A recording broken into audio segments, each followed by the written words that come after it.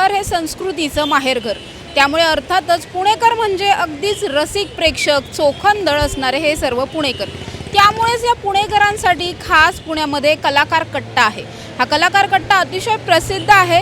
डेक्कनच्या चौकाला कलाकार कट्टा असं नाव देण्यात आलं आणि याच कलाकार कट्ट्यावरती अनेक कलाकार आपली कला सादर करताना पाहायला मिळतात. त्याचबरोबर सायंकाळच्या वेळेस या ठिकाणी अनेक पुणेकर असतात जे इथल्या कला बघायला येतात किंवा फावल्या वेळामध्ये इथे बसण्यासाठी येत असतात. त्यामुळे इथल्या पुणेकरांकडून जाणून घेणार आहोत की त्यांच्या लोकसभेकडून नक्की काय अपेक्षा आहेत. लोकसभा निवडणूक चालू आहे, उमेदवार सगळेच डिक्लेअर झालेले आहेत. त्यामुळे या सर्व उमेदवारांकडून त्यांच्या काय अपेक्षा आहेत, पुणेकर म्हणून त्यांना नेमकं येत्या खासदाराकडून काय अपेक्षित आहे, हे सगळं आज आपण जाणून घेणार आहोत. या कलाकार कट्ट्यावर अनेक कलाकार आपली कला सादर करत असतात. असेच इथे एक काका आहेत जे अतिशय सुंदर अशी चित्र काढताना आपल्याला दिसत आहेत. त्यांच्याशी बातचीत करणार आहोत.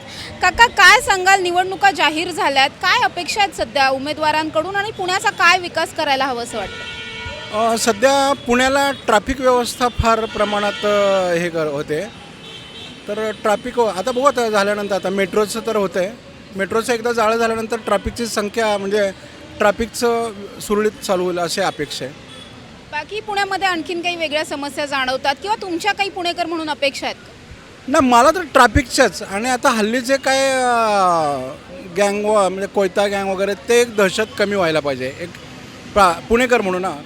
कारण पुणे हे आपल्या महाराजांचं सांस्कृतिक शहर आहे. तर त्याला कुठेतरी गालबोट न लागता एक शांततेमधलं शहर म्हणून समोर यावं असं वाटतं. उमेदवार सगळे डिक्लेअर झालेले आहेत, निवडणुकीचं वारं आहे, प्रचार चालू आहे. तुम्हाला काय वाटतंय, कुणाची हवा आहे सध्या पुण्यात? मुरलीधर मोहोळ यांची.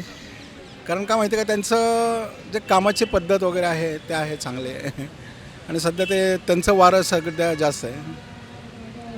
नक्कीच आपण इथल्या नागरिकांशी बातचीत करतोय. आणखीन काही नागरिक सुद्धा माझ्या मागे आहेत, त्यांच्याशी सुद्धा बातचीत करणार आहोत. या कलाकार कट्ट्यावर सर्वाधिक गर्दी असते ती म्हणजे तरुणांची. त्यामुळे तरुणांकडून सुद्धा जाणून घेणार आहोत त्यांच्या काय अपेक्षा आहेत. दादा, कुठून आहात तुम्ही आणि काय अपेक्षा आहेत? सध्या लोकसभेचं वारं सुरू आहे, कुणाची हवा आहे असं वाटतंय? काय बोलता येणार मला. निवडणुका आहेत हे तरी माहिती आहे का? हां, ते तर माहिती आहे. कुठले आहात तुम्ही प्रॉपर?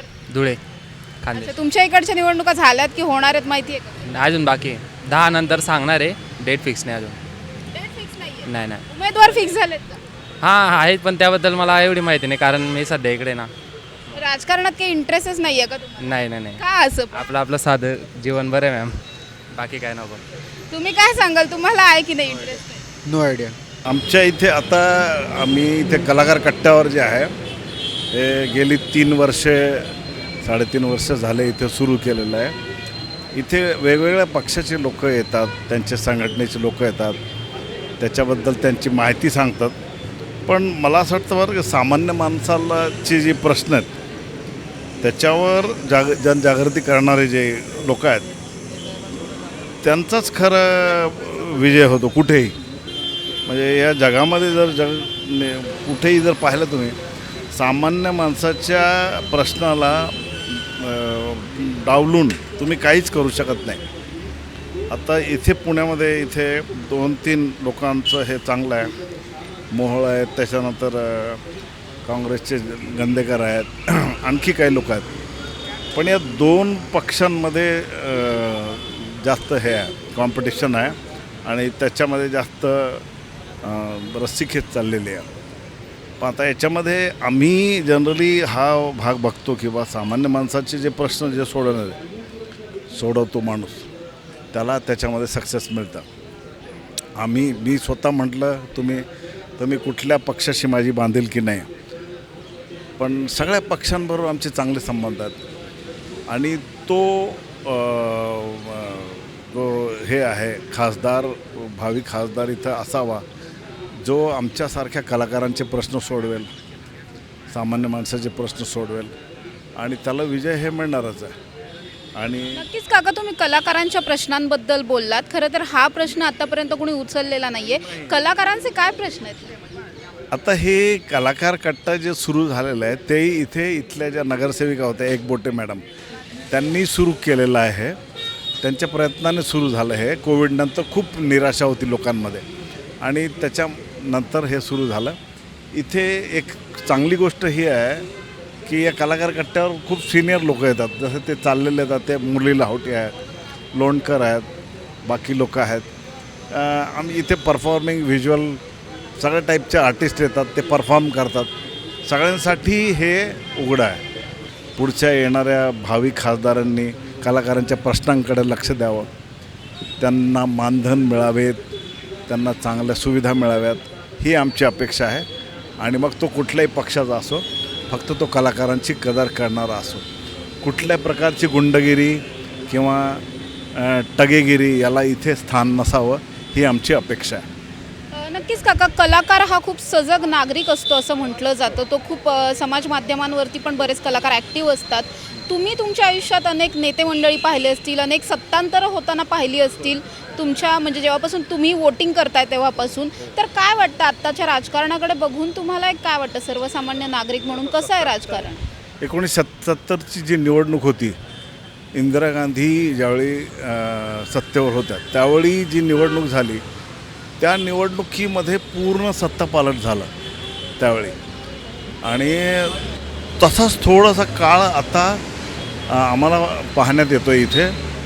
कारण की कलाकारांची जी मुस्कटदाबी आहे किंवा व्यंगचित्रकारांची मुस्कटदाबी, मी स्वतः व्यंगचित्रकार आहे, मला आत्तापर्यंत अनुभव आलेला नाही की कोणी माझी मुस्कटदाबी केलेली आहे. सध्याचं राजकारण बघून तुम्हाला काय वाटतंय? राजकारणाचा स्तर कसा वाटतोय सध्याचा? राजकारण आता हे आपल्या घेण्यावर आहे. राजकारण जे आहे ना, हे प्रत्येक काळामध्ये ना खूप साऱ्या गोष्टी राजकारणातल्या अशा असतात की त्या सामान्य माणसाच्या आवाक्याच्या पलीकडे असतात. खूप साऱ्या लोकांचं असं असतं की त्यांना दबावतंत्र त्यांना चांगलं वाटतं, किंवा दबावतंत्र वापरलं, आपण लोकांना भीती दाखवली की आपण काहीही करू शकतो, असं त्यांचा गैरसमज असतो. पण तसं होत नाही. ते अजूनही लोकांमध्ये जागृती आहे, सतर्कता आहे. तुमचं इथे दोघांचं स्वागत आहे. आणि मी हे स्वागत असं करतो की आमच्या तुमचे जे कॅमेरामॅन आहे त्यांचं मी इथं चित्र काढून स्वागत करतो. आमच्या इथं ज्यावेळी कोणी नवीन कलाकार येतात त्यांचं आम्ही स्वागत त्यांना एक चित्र देऊन करतो. नक्कीच आपण पाहतोय काकांनी, आमचे जे कॅमेरामन आहेत, त्यांचं अतिशय सुंदर असं चित्र रेखाटलंय. कलाकार हा खूप सजग असतो, सुजाण असतो असं म्हटलं जातं. काकांनी बोलता बोलता अतिशय सुंदर असं चित्र काढलंय. त्याचबरोबर आपल्या ज्या प्रतिक्रिया आहेत, आपली जी भूमिका आहे ती सुद्धा खूप ठळकपणे मांडल्याचं दिसतंय. काका थँक्यू, तुम्ही खूप चांगली प्रतिक्रिया दिलीत. ट्रॅफिकची मेन समस्या आहे पुण्यामध्ये, त्याच्यामध्ये काहीतरी करायला पाहिजे. आणि पुण्याच्या बाहेर निघताना खूप वेळ लागतो. तर आता आम्हाला जो आहे तो औरंगाबादला जर जायचं असेल तर इथं पुण्यातून बाहेर निघताना 2-2.5-3 तास लागतं. तर तिथे ब्रिजेस झाले पाहिजे, म्हणजे चंदननगरपासून ब्रिज व्हायला पाहिजे तर बाहेर रांजणगावपर्यंत. बाकी मी आता खूप फिरून आलो, MP मध्ये फिरून आलो, इवन औरंगाबादच्या आउटसाईड स्कर्टला पण गेलो. 20-20 किलोमीटरमध्ये 2-2-3-3 ब्रिज केलेले आहे. इथं का होत नाही? इथं पण झाले पाहिजे. हे एवढीच समस्या आहे. मग बाकी तुम्हाला काय वाटतं? मेन ट्रॅफिकचंच मुख्य हे आहे की ट्रॅफिकवरती जसं आता मेट्रो सुरू होते तर लोक 4 व्हीलर, बरेच जण असं दिसतात की एकटे माणसं 4 व्हीलर घेऊन जाताना दिसतात. तर ती तसं न करता ती मेट्रोमध्ये कसा प्रवास करतील याच्यावरती गव्हर्नमेंटने त्यांना कसं कॉर्पोरेट कंपन्यांशी टायअप करून किंवा या लोकांना कसं मेट्रोने प्रवास करायला सांगता येईल आपल्याला, त्याच्यावर फोकस करायला हवा. मेन हा पुण्याचा मेन प्रॉब्लेम आहे. दुसरी पाणी समस्या आहे जी पुढे अजून घातक होऊ शकते. पाण्याचा वापर अवेअरनेस नाही आहे लोकांना. बरेच ठिकाणी पाणी असं वाया जाताना दिसतं. त्यामुळे पाणी कशाप्रकारे वापरता येईल, कमीत कमी प्रमाणात पाण्याचा वापर कसा करता येईल, कसं सेव्ह करता येईल, सोसायटीमध्ये जाऊन अवेअरनेस वाढवावं लागेल की तुम्हाला काय म्हणतात ते पाणी वॉटर हार्वेस्टिंग सिस्टीम लावून सगळीकडे पाण्याचं कसं अजून तुम्हाला सेविंग करता येईल त्याच्यावर फोकस करावं लागेल गव्हर्नमेंटला. ह्या 2 मेन समस्या आहेत. दरवेळेला असं वाटतं की हा उमेदवार फिक्स आहे किंवा मोदीची लाट आहे किंवा फलाना शरद पवारांचा एक थोडासा होल्ड आहे किंवा अजित पवारांचं काम चांगलं आहे, पुण्यामध्ये बऱ्यापैकी काम केलेलं आहे. पण यावेळेस असं अगदी गॅरंटीने सांगू शकत नाही की हाच उमेदवार येईल. त्यामुळे एक्झॅक्टली रिझल्ट लागल्यानंतरच कळणार आहे. चेहरे सगळेच चांगले आहे, जसे मोहोळ साहेब आहेत, नवीन चेहरा आहे, काम बऱ्यापैकी आहे आणि थोडासा जनमानसात मिसळलेला माणूस आहे आणि कलागुणांना पण त्याला चांगला वाव देताना दिसतात ते.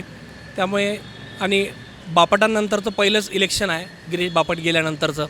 त्यामुळे एक्झॅक्टली असं आपण सांगू शकत नाही, पण चेहरे मोहोळ साहेबांचा चेहरा चांगला आहे ॲज कम्पेअर्ड टू बाकी अदर जे कॅन्डिडेट्स बाकी पार्ट्यांनी दिलेले आहेत आणि भाजपचा तर गडकिल्ला आहेच. मेट्रोची लास्ट माईल कनेक्टिव्हिटी हा मोठा प्रॉब्लेम आहे. त्यामुळेही बरेच नागरिक ती वापरताना दिसत नाही. कारण जर साधारण 3-4 किलोमीटरच्या अंतरात कोणी राहत असेल आणि त्याला मेट्रोपर्यंत जायला एकतर त्याला स्वतःची गाडी घेऊन जायचं म्हणजे पार्किंग अवेलेबल नाही आहे. त्यामुळं तो सहसा वापर करण्याला प्राधान्य देत नाही. दुसरा अजून जो कोणी पुण्याचा खासदार होईल त्यांनी बेसिक म्हणजे हे एन्क्रॉचमेंट आहे रोडवरचं किंवा फुटपाथवरचं ते जर काढण्यात मदत केली तर आणखी नागरिकांची सोय होईल. अनऑथराईज स्टॉल्स जर काढले तर ते एक चांगलं काम होईल. म्हणजे it is what we expect from the MP of Pune. या कलाकार कट्ट्यावर मला ज्येष्ठ नागरिकसुद्धा भेटले, त्यांच्याशीही बातचीत करणार आहोत. काका काय सांगाल, तुमचं वय किती आहे? 85 वर्ष. म्हणजे तुम्ही सगळ्याच निवडणुका जवळून पाहिलेल्या आहेत, पहिल्या निवडणुका. हा बरोबर पाहिलं. हां, मग राजकारणाचा स्तर आत्ता कसा आहे? तुमच्या वेळेसचं राजकारण कसं होतं, काय सांगाल? थोडीसं मला माहिती द्या थोडीशी, किंवा तुमचे अनुभव राजकारणातले. आत्ताचं राजकारण स्वार्थी आहे. प्रत्येकाला एकदा निवडून यायचं आणि आपला स्वार्थ साधायचा एवढंच आहे. जो खर्च केला तो काढायचा आहे, एवढंच आहे. मी काय बोलतो, तुम्हाला काही एखादी निवडणूक आठवते का, किंवा एखादा किस्सा आठवतो का तुमच्या वेळेसचा किंवा तरुणपणीच्या निवडणुकीतला एखादा? तसं काही आठवत नाही, नेहमी झालेलं आहे. मी आर्टिस्ट असल्यामुळे सातत्य काम आणि ह्याच्यात लक्ष असतं. मतदान करायचं म्हणून करून येतं, बस एवढंच आहे. सध्या पुण्यामध्ये काही समस्या वाटतात का तुम्हाला, किंवा तुमच्या काय अपेक्षा आहेत खासदारांना? पुण्यात सुधार व्हावा, शिस्त लागावी, एवढंच महत्त्वाचं आहे.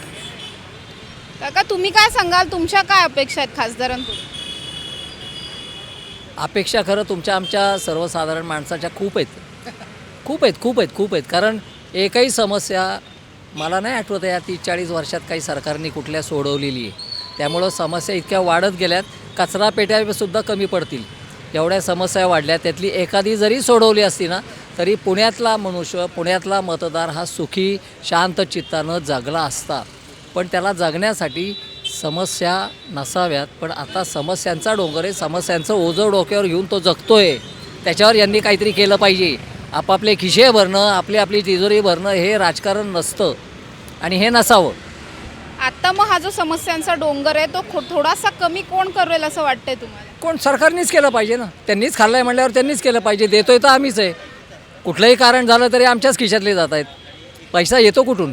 सरकारकडं जो पैसा येतो तो कुठून येतो? तुमच्या आमच्या खिशातलाच जातो ना. मग हे किती दिवस द्यायचं? आम्हाला आता खायला अन्न नाही आहे, पैसे नाही आहेत. आमच्याकडं कोण बघतंय? पैसा तर आमचा गेला आहे. पुढं काय? कुठलं सरकार यावर काम करेल असं वाटतं मग? सांगता येत नाही, सगळे चोर आहेत. नक्कीच आपण बघतोय की ज्येष्ठ नागरिक आहेत, अनेक वर्षांचा अनुभव आहे, मात्र सरकारच्या विरोधात प्रचंड रोष असल्याचं सुद्धा आपल्याला या नागरिकांकडून पाहायला मिळतंय. हवा अशी काही अजून वाटत नाही.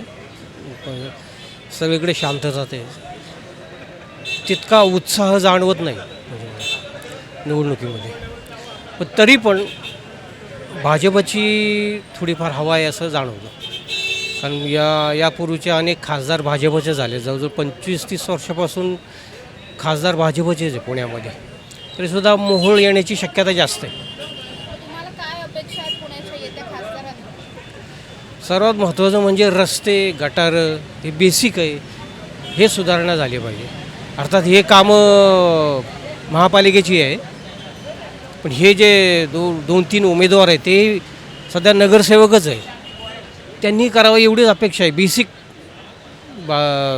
बाकी जास्त काही अपेक्षा नाही मुळात.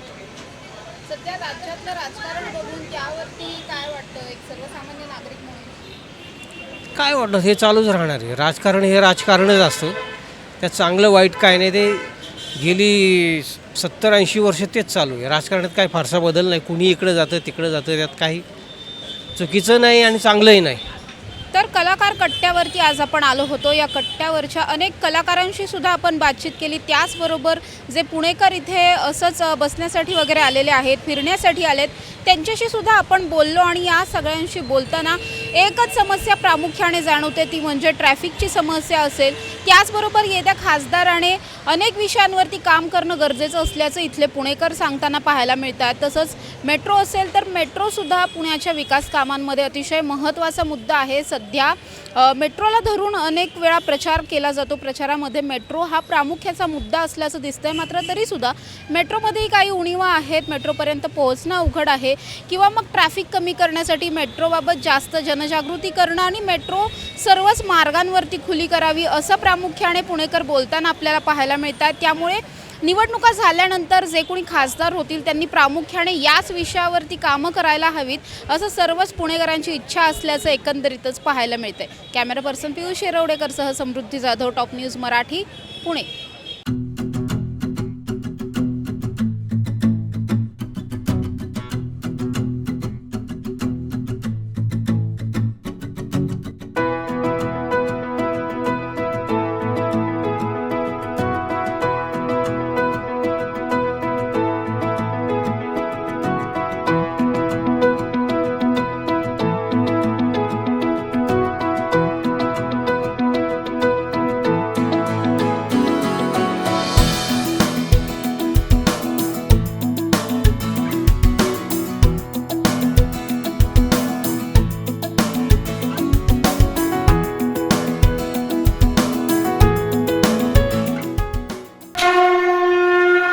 जय भोलेनाथ, जय जय भोलेनाथ. गुरुकृपा ट्रॅव्हल्सची सुनियोजित टूर. उत्तराखंड चारधाम दर्शन यात्रा. पुणे ते दिल्ली, दिल्ली ते चारधाम आणि दिल्ली ते पुणे. प्रवास भाडे प्रत्येकी फक्त 38,500 रुपये. कपलसाठी स्वतंत्र रूम हवी असल्यास प्रत्येकी 45,000 रुपये. पहिला ग्रुप 10 मे 2024, दुसरा ग्रुप 24 मे 2024 आणि तिसरा ग्रुप दिनांक 6 जून 2024. 15,000 ॲडव्हान्स भरून आजच आपलं सीट बुक करा. अधिक माहितीसाठी संपर्क साधा. गुरुकृपा ट्रॅव्हल्स, गजानन महाराज खेडेकर, 94-220-25024, 99-237-16262, 94-235-25427 आणि शुभम गजानन खेडेकर 899-66-2004. त्वरा करा, आजच आपलं सीट बुक करा. जय भोलेनाथ, जय जय Bholenath. Come on guys, hurry up. अरे सुन ना, एक ब्रेक ले लेते हैं. Guys, I am telling you, तुम लोगों को सही से ट्रैकिंग नहीं आता. But that's okay, you can learn. रोज का ढक्कन देना.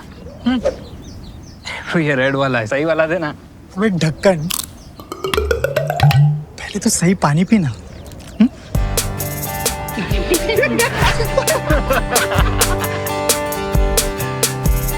Manikchand Oxyrich, proudly Indian.